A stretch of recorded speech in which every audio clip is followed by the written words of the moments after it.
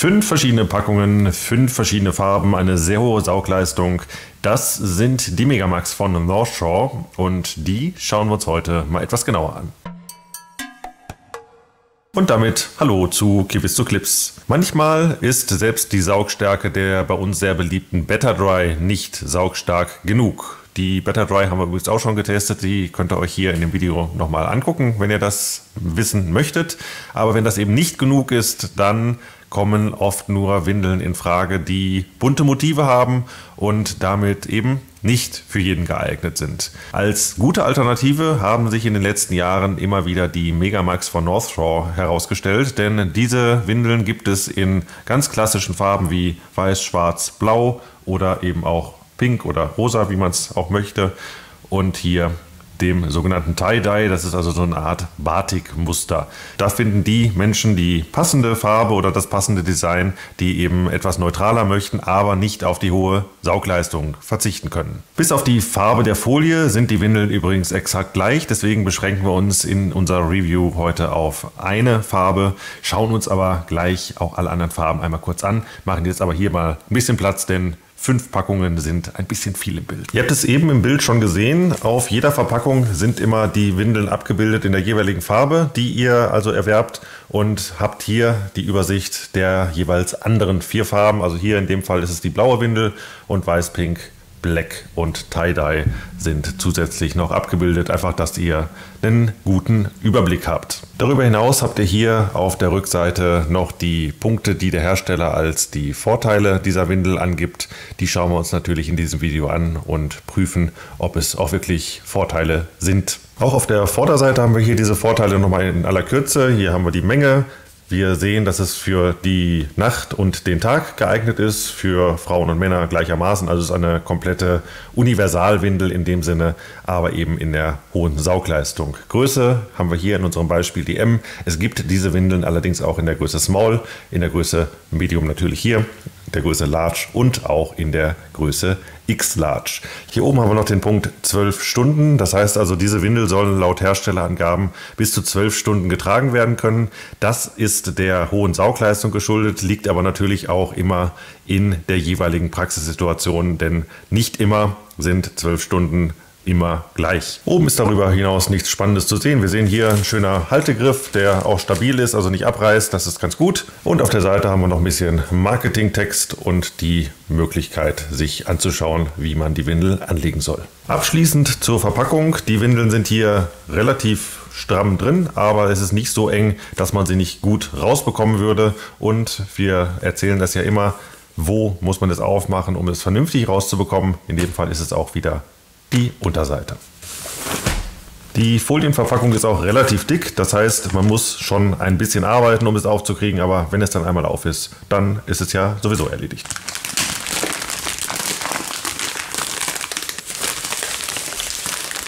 Nach dem Öffnen sehen wir jetzt hier die 10 Windeln, die eben schön herausnehmbar sind, weil wir sie eben von unten aufgemacht haben, und sie sind auch nicht so stramm drin, dass man sie nicht leicht rausziehen kann. Bevor wir uns jetzt den Details der Windeln widmen, schauen wir uns mal alle 5 Farben auf einmal an, dass ihr mal den Überblick bekommt, wie sehen die denn tatsächlich aus, nicht nur auf diesem Bild. Das sind sie, die 5 Farben. Wir fangen mit der weißen an, also das ist wirklich ein rein weiß, klassisch, unbedruckt und Unifarben, ohne Nässe-Indikator oder ähnliches. Das einzige, was alle Windeln von Megamax haben, das ist hier der Aufdruck der Marke, also North Shore. Das ist aber so blass, dass man es kaum sehen kann. Das haben alle Farben tatsächlich gemeinsam. Die blaue haben wir eben schon gesehen. Da gilt das gleiche, also auch kein Nässe-Indikator oder ähnliches, nur rein blaue Folie. Ebenso die schwarze. Es glänzt übrigens hier nur vorne auf diesem Landing Tape so. Dieses Landing Tape schauen wir uns gleich nochmal genauer an. Aber wie wir hier auf der Rückseite sehen können, ist die normale Folie nicht glänzend. Das Pink ist auch ein sehr diskretes, also nicht so knalliges Pink. Das kann man ganz gut und ganz normal tragen. Und auch hier, wie bei allen anderen, keine weiteren Aufdrucke, bis eben dieses North Shore, was vorne auf dem Landing Tape ist. Bisschen funkiger ist hier die Tie-Dye. Die soll so ein bisschen daran erinnern, wie man T-Shirts im Batik-Style zum Beispiel macht. Deswegen hier diese bunten Farben und diese bunten Muster. die wir hier auf der Rückseite auch ganz gut sehen können. Das ist also für alle, die es eher so ein bisschen bunter mögen und nicht so rein weiß wie die anderen hier. Die Megamax sind im trockenen Zustand schon nicht ganz dünn. Wir sehen das hier. Das ist nur einmal gefaltet, also relativ dick schon. Und wenn wir gerade schon beim Punkt unauffällig oder diskret sind, dann können wir auch gleich die Geräuschentwicklung abhandeln. Denn das ist klar, das Produkt ist aus Folie und dementsprechend hört man es natürlich so ein bisschen. Ich halte das mal hier an das Mikrofon, dann könnt ihr das ein bisschen einschätzen. Um euch die Windel ein bisschen näher vorstellen zu können, gehen wir jetzt einfach mal die Punkte durch, die der Hersteller als besondere Merkmale angibt. Und dann können wir direkt prüfen, ob das, was der Hersteller sagt, auch so zutreffend ist. Als ersten Punkt haben wir Increased Coverage in Front and Rear.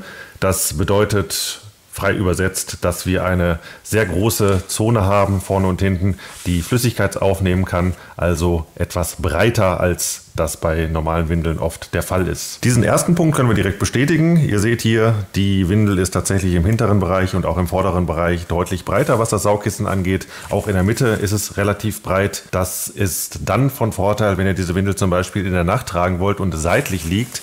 Denn wer seitlich liegt, da hat es natürlich die Nachteile, dass die Flüssigkeit hier nach unten laufen kann. Und wenn hier mehr Saugkörper ist, dann kann es auch besser aufgenommen werden und die Gefahr, dass es ausläuft, ist deutlich minimiert. Dieses breitere Saugkissen ist natürlich auch am Tag sinnvoll. Wenn ihr zum Beispiel sitzt, dann kann es hier besser aufgenommen werden. Aber es hat natürlich auch den Nachteil, dass es dadurch ein bisschen auffälliger ist. Aber das ist ja bei einer Windel, die diese Saugstärke hat, sowieso ein Punkt, der ein bisschen zu vernachlässigen ist. Als zweiten Punkt haben wir hier Body Close Elastics in Front and Rear. Das bedeutet nichts anderes, als dass wir hier elastische Bündchen haben im hinteren Bereich und auch im vorderen Bereich, sodass wir hier eben diese körpernahe Passform haben und das dadurch etwas besser sitzt. Wenn es bei euch trotzdem nicht richtig sitzt, wir geben immer diesen Tipp, schlagt es einfach hier nach innen um, dann sitzt es auch noch mal gut. Auch wenn hier dann natürlich keine Elastizität mehr ist, kann man es dadurch ein bisschen besser anlegen dann. Ne? Gerade dann, wenn ihr vielleicht zwischen zwei Größen seid. Der nächste Punkt ist das Heavy Duty Waterproof Backsheet. Das ist nichts anderes als letztendlich eine sehr stabile Folie. Die haben wir uns ja eben schon angeguckt, die natürlich wasserdicht ist, sonst wäre das ganze Produkt ein bisschen sinnlos. Aber eben, dass es sehr stabil sein soll und nicht reißt, selbst wenn man jetzt hier mehr Bewegung hat und das sonst unter Zug wäre und eventuell ihr Angst habt, dass es hier aufreißen könnte. Das passiert hier nicht. Also die Folie ist wirklich sehr stabil und sehr sicher. Der vorletzte Punkt ist die Landing Zone for Easy Tap Refastening. Das ist dieser glänzende Bereich, den wir eben schon mal gesehen haben. Und das Besondere hier ist, dass er wirklich bis ganz zum Ende in beiden Seiten geht und auch hier sehr, sehr hoch ist. Also der ganze vordere Bereich ist also dieses Landing Tape, sodass ihr die Klebestreifen hier sehr gut befestigen könnt. Das zeige ich einmal kurz. Das sind die Klebestreifen, die, wie ihr seht, auch sehr breit sind, also dann auch eine gute Auflagefläche haben und sich hier erstmal sehr gut lösen lassen. Das geht ganz einfach und ohne Probleme und ihr könnt es dann hier überall, wo ihr wollt, auf der Landing Zone befestigen. Und das hält wirklich ganz hervorragend. Also ich kann hier wirklich ganz stark dran ziehen. Ihr merkt das hier, wie stark diese Seite unter Zug ist und da passiert gar nichts. Und obwohl es so fest hält, lässt es sich ganz einfach wieder lösen und auch hier an einer anderen Stelle wieder befestigen. Und auch hier hält es weiterhin sehr, sehr fest. Der letzte Punkt ist Resists Sagging and Adores. Das bedeutet nichts anderes als, wenn ihr diese Windel anlegt und sie nass ist, dann hängt die Folie nicht durch, weil sie eben diese Stabilität hat und auch die sehr festen Klebestreifen sorgen eben dafür, dass da nichts sich verschieben kann oder ausleiern kann. Denn so, wie ihr die Windel anlegt, so sitzt sie dann auch, bis ihr sie wieder ablegt, egal wie viel Flüssigkeit in der Windel drin ist. Damit kommen wir auch zum wichtigsten Punkt an der Windel, nämlich die Aufnahmefähigkeit von Flüssigkeit. Dafür ist sie ja schließlich da. Und die ganzen Punkte, die wir eben angesprochen haben, die sind auch genau dafür gedacht, eben, dass die Windel auslaufsicher ist. Die Auslaufbarrieren, die sind sehr hoch und auch das sorgt dafür, dass man hier Sicherheit hat vor auslaufen. Bei der Saugleistung gehört die Megamax zu den sehr saugstarken Produkten. Der Hersteller selbst gibt hier 6500 Milliliter beim sogenannten ISO-Rothwell-Test an. Das ist ein Laborwert, der natürlich in der Praxis so nicht erreicht werden kann. Der von uns ermittelte Praxiswert liegt ungefähr bei 1000 bis 1200 Millilitern. Das hängt immer davon ab, wie und in welcher Situation die Windel von euch gerade benutzt wird. Wir werden versuchen, die 1200 Milliliter reinzubringen, und zwar in Schritten von jeweils 300 Milliliter, weil das ungefähr einer Miktion, also einer Blasenentleerung entspricht. Das waren jetzt die ersten 300 Milliliter und die hat die Windel nicht mal richtig gemerkt. So wirkt es. Die sind einfach aufgenommen worden und die Windel sieht rein optisch noch genauso aus wie vorher. Dieser kleine Bereich ist nass. Der Rest ist trocken. Das heißt, die erste Miktion, die ist für die Megamax wirklich überhaupt kein Problem und wird so sicher aufgenommen, dass man hier wirklich noch nicht mehr fühlt, dass die überhaupt nass ist. Aber da hier wirklich überhaupt gar nichts passiert ist, können wir direkt weitermachen. Jetzt sind hier 600 Milliliter drin und es war schon ein bisschen schwieriger für die Oberfläche, die Flüssigkeit direkt in den Kern zu leiten, aber dennoch ist hier die Oberfläche weiterhin komplett trocken. Man hat ein bisschen gesehen, dass es hier am Auslaufschutz angehalten wurde, wofür er auch da ist. Das hat also wunderbar geklappt. Aber, und das muss man immer bedenken, bei dem ganzen Potenzial, was so eine Windel theoretisch hat, dieser Bereich ist halt der, wo die erste Flüssigkeit immer landen wird. Das heißt, wenn hier die Aufnahmekapazität erreicht ist, dann muss es im Rest erstmal verteilt werden und das kann eben teilweise dazu führen, dass es ausläuft, bevor es überhaupt hier angekommen ist. Eine weitere Schwierigkeit bei der dritten oder vierten Miktion fällt jetzt auch hier schon auf. Denn dadurch, dass wir jetzt hier schon 600 Milliliter Flüssigkeit drin haben, ist die Windel natürlich auch ein bisschen aufgequollen. Und dadurch ist sie nicht mehr so schön flach wie eben, sondern hat diesen kleinen Hügel. Und das sorgt eben dafür, dass die Flüssigkeit sich auch nicht mehr so in der Mitte wie so eine Mulde, in so einer Mulde sammeln kann, sondern dass es leicht in alle Richtungen wegfließt. Und das werden wir jetzt sehen, wenn ich hier die dritten 300 Milliliter reinschütte. Wir haben hier jetzt 900 Milliliter drin. Das ist eine Menge, bei der die meisten Windeln jetzt schon längst aufgegeben hätten und ausgelaufen wären. Hier ist tatsächlich, wenn ich hier so drüber fasse, fast noch trocken. Also es fühlt sich ein bisschen feucht an, das ist klar. Aber es ist nicht so, dass es sich nass anfühlen würde. Und das bei 900 Millilitern, das ist schon eine sehr, sehr gute Leistung. Eine Rücknässung ist auch nicht zu bemerken. Also ich kann hier wirklich sehr stark draufdrücken, ohne dass hier irgendwie Flüssigkeit nachgedrückt wird oder so. Es ist nicht nur so, dass es sich trocken anfühlt, sondern es ist auch sicher, wenn man sich irgendwie hinsetzt oder sonstigen Druck auf den Saugkörper kommt. Bei einer Füllmenge von 900 Millilitern sind wir jetzt übrigens hier fast in diesem blau eingefärbten Bereich komplett. Wir können also sagen, dass diese 900 Milliliter auf jeden Fall auch in der Praxis sehr gut erreichbar sind, denn die Flüssigkeit wurde trotz der dritten Miktion schnell aufgenommen, sie wurde gut verteilt und sie ist ohne Rücknässung im Saugkörper gespeichert worden. Darum gehen wir jetzt mit den letzten 300 Millilitern auf das Maximum, was wir hier als Praxistest festgelegt haben.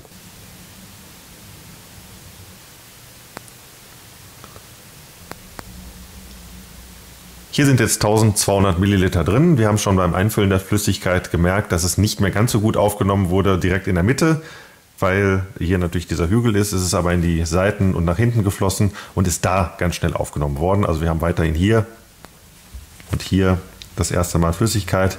In der Mitte ist es jetzt aber schon so dick, dass man es in der Praxis nicht mehr richtig angenehm tragen könnte und hier spätestens wohl wechseln würde.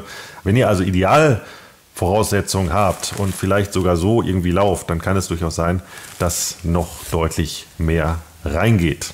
Wenn ich das jetzt hier vorne mal anhebe, dann seht ihr ja, was passiert. Hier haben wir jetzt ein Gefälle und demnach könnte Flüssigkeit jetzt hier tatsächlich im hinteren Bereich noch gut aufgenommen werden. Es bleibt natürlich hier eben einfach dick, aber ich kann das einmal zeigen, was jetzt passiert, wenn wir hier in diesen Saugkörper noch was reingeben würden und was dann mit der Flüssigkeit passiert. Also die Flüssigkeit wird weiterhin ganz gut verteilt. Also es ist so, dass es hier jetzt in diesem Bereich weitergegeben wird, aber man sieht eben, die Kapazität hier der Mitte ist absolut erschöpft. Das heißt, wenn ich jetzt hier drücke, dann haben wir jetzt hier eben tatsächlich eine Rücknässung zum einen. Zum anderen wird hier auch die Flüssigkeit nicht mehr ganz aufgenommen. Und das dritte ist, der Saugkörper ist jetzt schon sehr matschig sodass er weder angenehm zu tragen ist, noch eben die Möglichkeit hat, die Flüssigkeit weiter zu verteilen. Also mit diesen 1500 Millilitern, die jetzt hier in diesem Szenario drin sind, da sollte man dann wirklich wechseln, denn hier ist der Saugkörper wirklich am Ende. Jetzt kann man sich natürlich fragen, warum gibt es denn dann so viel Saugkörper hinten und so viel Saugkörper vorne, wenn der eigentlich gar nicht benutzt wird? Das ist ja so nicht ganz richtig, denn wir haben jetzt hier ja praktisch eine Miktion simuliert, die passieren würde, wenn man steht, läuft oder sich anders bewegt. Aber wenn man jetzt liegen würde, also beispielsweise auf dem Rücken oder auf dem Bauch im Bett, dann würde die Flüssigkeit ja sofort hierhin gehen und entsprechend würde eher dieser Bereich komplett nass sein oder eben bei Bauchschläfern dieser Bereich komplett, aber eben dann nicht hinten. Der Nass-Trocken-Vergleich zeigt deutlich, wie dick diese Windel geworden ist. Bitte bedenkt, hier sind jetzt 1500 Milliliter drin, also ein bisschen mehr, als wir in unserem Praxistest eigentlich angegeben haben. Aber es ist wirklich sehr dick geworden und diese Dicke, die wäre jetzt dann entsprechend natürlich auch nicht mehr ganz so angenehm zu tragen. Unser Fazit zur Megamax von North Shore: Die Windel hält tatsächlich das, was sie verspricht. Sie nimmt sehr gut auf, sie hat einen sehr, sehr guten Auslaufschutz, einen sehr durstigen Saugkern, der wirklich viel aufnimmt und viel speichert, ohne dass es ausläuft. Wir haben hier sehr sichere Verschlüsse, die wirklich mehrfach genutzt werden können, mehrfach wieder ab und wieder dran gemacht werden können, die auch jetzt dieses Gewicht, was bei einer Windel natürlich mit der Menge, die da drin ist, natürlich erhöht ist, auch tragen können und nicht verrutschen. Und wir haben eine Windel, die mit verschiedenen Designs auch viele verschiedene Geschmäcker ansprechen kann, wenn es mal nicht das rein weiße sein soll. Das war's mit dieser Ausgabe der Kiwisto Clips. Schön, dass ihr bis zum Ende dabei geblieben seid. Schreibt gerne in die Kommentare, wie ihr diese Windel findet, ob ihr sie vielleicht schon getestet habt oder sie noch testen möchtet. Wir sind bald wieder da mit weiteren Tests. Bis dahin sage ich auf Wiedersehen und bis zum nächsten Mal. Ciao!